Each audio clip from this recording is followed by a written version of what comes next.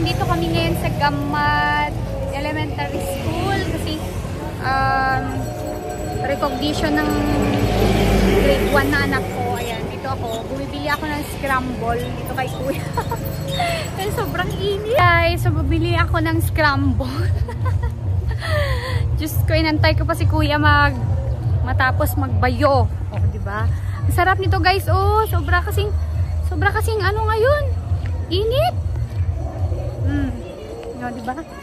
Yummy. Ayan, grade 1 na siguro yung ma-awardan. Yung grade 1 ko kasi yung ano ngayon, recognition niya. May honor daw siya. Oh. Tara siya guys, oh, siya yung mag-graduate. Ay, tatapos na grade 1.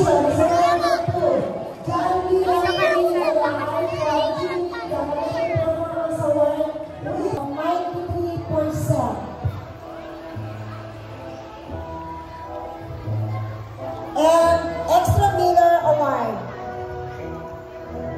with a certificate of forgiveness award is given to Ishang Sebastian Cabalsa.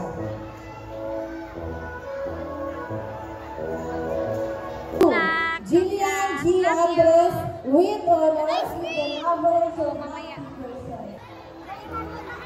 Yay! Guys, tapos na yung mga grade 1. So, nakuha na ng anak ko yung certificate niya, dalawa. Ayan. So, meron naman siyang average of 93%. So, congratulations! Tapos, meron din silang medal. So, ayan guys, super saya kasi sinasabitan natin ng mga award ang mga anak natin, di ba? Kasama ko si Papa. Nagbenta siya ng ice cream dito. Ayan o. Oh, yan. Nagbebenta ng ice cream si Papa.